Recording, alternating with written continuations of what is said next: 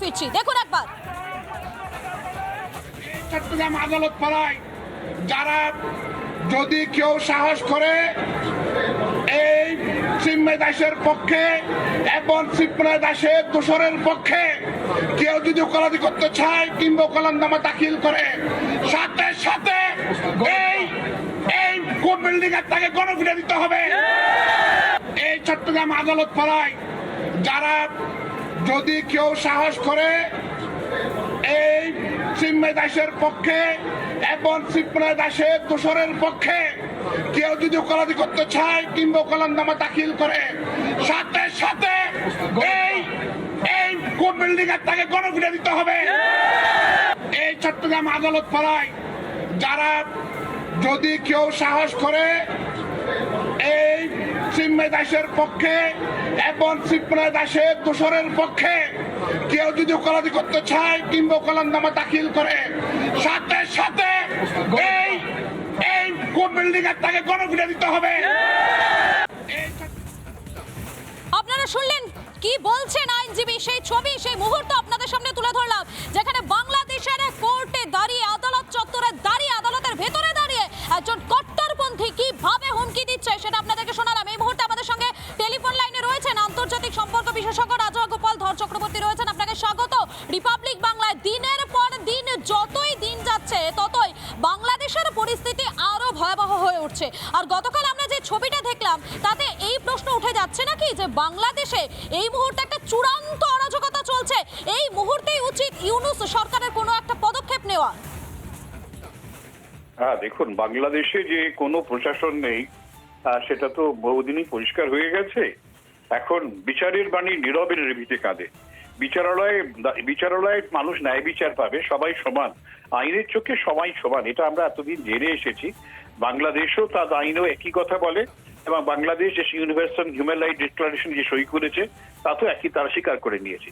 কিন্তু দেখা যাচ্ছে বিচারালয়ের মধ্যে আপনারা যেটা শোনালেন, একজন জানি না তার কি পরিচয়, তিনি বিচারালয়ের মধ্যে মানে বলছেন যে চিন্ময় দাসের পক্ষে কেউ যেন আইনজীবী না দাঁড়ায়। এটা তো বিচারের কোনো ধরনের এর মধ্যে পড়ে না। বিচারের যে সমস্ত মাপকাঠি আছে, গণ্ডি আছে, যা এথিক্যাল ওনাদের যে ডিক্লারেশন দিতে হয় উকিলদের, কোনোটার মধ্যেই পড়ে না। বোঝাই যাচ্ছে যে সেখানে আইনের শাসন নেই, সেখানে মৌলবাদের ধর্মান্ধতাই সেখানে রয়েছে।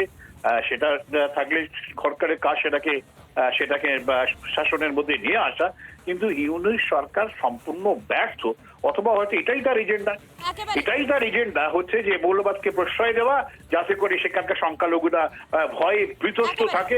আমরা দেখি যে একজন একেবারে বোঝাই যাচ্ছে রাজাগোপাল বাবু, এই মুহূর্তে বাংলাদেশে আইনের শাসন বলে তো কিছু নেই, এবং সেখানে যেভাবে দিনের পর দিন লাগাতার হিন্দু নিধনের কার্যত একটা যজ্ঞ চালিয়ে যাচ্ছে এই ইউনূস প্রশাসন, তাতে একটা জিনিস স্পষ্ট, ইউনূস প্রশাসনকে এটার ফল ভুগতে হবে। ধন্যবাদ রাজাগোপাল বাবু আপনাকে। যে খবর, যে আপডেট আপনাদেরকে লাগাতার দিচ্ছি, বাংলাদেশের খবর, বাংলাদেশের আপডেট, এবং বাংলাদেশে হিন্দু বলেই কি আইনি বৈষম্য? বাংলাদেশের বিচার ব্যবস্থার বেনজির একটা বৈষম্য এক্ষেত্রে লক্ষ্য করা যাচ্ছে।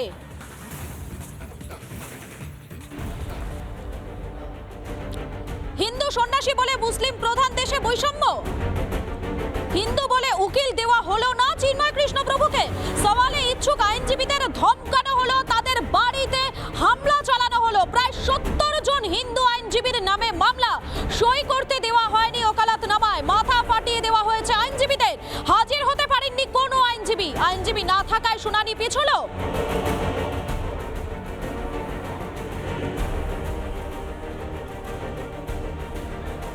বাংলাদেশের বিচার ব্যবস্থা একটা বেনজির বৈষম্য লক্ষ্য করা যাচ্ছে। হিন্দু সন্ন্যাসী বলে মুসলিম প্রধান দেশে একটা বৈষম্য লক্ষ্য করা গেল, হিন্দু বলে উকিল দেওয়া হলো না চিন্ময় কৃষ্ণ প্রভুকে, সওয়ালে ইচ্ছুক আইনজীবীদের ধমকানো হলো, চমকানো হলো, 70 জন হিন্দু আইনজীবীর নামে মামলা, সই করতে দেওয়া হয়নি ওকালতনামায়, মাথা ফাটিয়ে দেওয়া হলো আইনজীবীদের একাংশের, এবং হাজির হতে পারেননি কোনো আইনজীবী না থাকায় শুনানি পিছিয়ে গেল।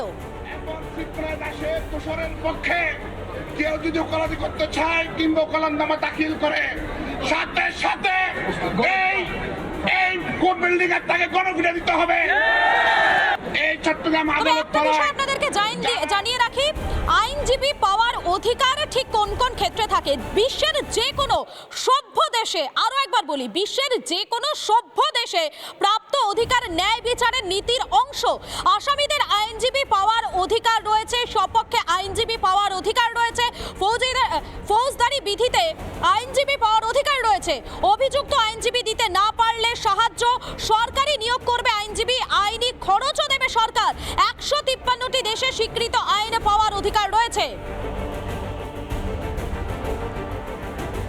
আরো একবার জানাই, বিশ্বের যে কোনো সভ্য দেশে প্রাপ্ত অধিকার ন্যায় বিচারের নীতির অংশ। আসামিদের আইনজীবী পাওয়ার অধিকার, সপক্ষে আইনজীবী পাওয়ার অধিকার রয়েছে, ফৌজদারি বিধিতে আইনজীবী পাওয়ার অধিকার রয়েছে। বাংলাদেশের লাগাতার হিন্দুদের উপর আক্রমণ, বাংলাদেশের লাগাতার হিন্দুদের বাড়িতে নির্বিচারে হামলা, নির্বিচারে তাদের বাড়ি ভাঙচুর, দোকান লুটপাট, নিন্দায় সরব গোটা বিশ্ব। বিশ্বের বিভিন্ন প্রান্ত থেকে নিন্দার ঝড় উঠেছে।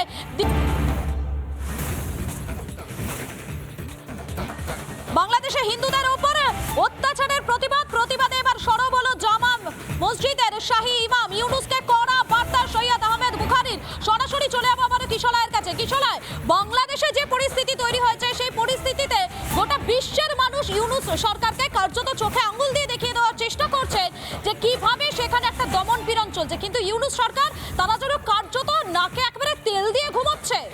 ইউনুস সরকার, জামাতি এবং হেফাজতিরা নিজেদের ইসলাম ধর্মের কি বলা হয় অভিভাবক মনে করে থাকেন, তারাই নাকি রক্ষা করছেন ধর্মটাকে। তাহলে কি শাহী ইমাম জামা মসজিদের তিনি ধর্ম বোঝেন না, ইসলাম ধর্ম বোঝেন না?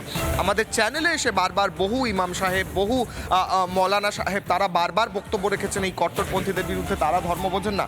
শুধুমাত্র ইসলাম ধর্মের ধ্বজা একমাত্র জামাতি আর হেফাজতিরা বোঝে বা প্রোটেক্ট করে রেখেছে বলে মনে হচ্ছে ইউনুসের। এটাই প্রশ্ন উঠে যাচ্ছে আজকে যখন এই বিবৃতি দেওয়া হলো শাহী ইমামের তরফে। তিনি স্পষ্ট জানালেন বাংলাদেশে যেভাবে হিন্দুদের ওপর আক্রমণ করা হয়েছে এবং হিন্দুদের ওপর অত্যাচার করা হচ্ছে তা অবিলম্বে বন্ধ করতে হবে। এবং তিনি বলছেন ইউনুস প্রশাসন, ইউনুস বিশেষ করে যিনি নোবেল লরিয়েট, যিনি নোবেল শান্তিতে যিনি নোবেল পেয়েছেন, অর্থনীতি একেবারে দুটোই 12টা বেজে গেছে, শান্তিও 12টা বেজে গেছে, অর্থনীতিও 12টা বেজে গেছে বাংলাদেশে। তলানিতে ঠেকেছে গিয়ে। আর সেই বাংলাদেশেই কিনা একের পর এক জায়গায় হিন্দুদের উপর আক্রমণ, হামলা। আচ্ছা কিশোরে, ভাবতে অবাক লাগে একজন মানুষ যিনি নাকি শান্তিতে নোবেল পেয়েছেন, আর তার দেশেই সেখানেই দাঁড়িয়ে দেখা যাচ্ছে একেবারে আদালতের ভেতরে কোর্ট চত্বরে কট্টরপন্থীরা একেবারে কালো কোট পরে, সাদা জামা কালো কোট পরে সেখানে দাঁড়িয়ে হুমকি দিচ্ছে। গণধোলাই দেবে। আদালত হচ্ছে বিচারের জায়গা, গণতন্ত্রের জায়গা, সেখানে বিচার চলে। সেখানে গণধোলাই যদি হয় সেটা বিচারের জায়গা না সেটা গুন্ডাদের জায়গা, নাকি সেটা কট্টরপন্থী জঙ্গিদের জায়গা? একদিকে শাহী ইমাম বার্তা দিচ্ছেন, ভারতের জামা মসজিদের শাহী ইমাম বার্তা দিচ্ছেন যেভাবে হাসিনা সরকারের পর বাংলাদেশের হিন্দুদের ওপর অত্যাচার, এই পরিস্থিতি কোনোভাবেই কাম্য নয় এমনটা বলছেন শাহী ইমাম। এই ঘটনার কোনো যৌক্তিকতা নেই, হিন্দুদের ওপর দ্রুত অত্যাচার বন্ধ হোক, অন্যায় হামলা বন্ধ করতে পদক্ষেপ করুক ইউনুস প্রশাসন। 140 কোটি মানুষকে এক হয়ে লড়াই করতে হবে, 18 কোটি দেশের বিরুদ্ধে লড়াই করতে হবে। 140 কোটির দেশ যদি 18 কোটির দেশের বিরুদ্ধে দাঁড়ায় মধুকল্পিতা, তাহলে আর কি হতে চলেছে সেই ভয়ঙ্কর পরিণতি বাংলাদেশ বুঝতেই পারছে, বা বুঝতে পেরেও বুঝতে চাইছে না একেবারে। এবং সব থেকে বড় কথা, এই মুহূর্তে দাঁড়িয়ে যেমনটা বলে যাচ্ছে, যেমনটা করে যাচ্ছে ইউনুস প্রশাসন, তাতে কার্যত তাদের মাথা হেট হওয়া উচিত, গোটা বিশ্বের কাছে মাথা নত করে থাকা উচিত এই বর্বর ইউনুস প্রশাসনকে।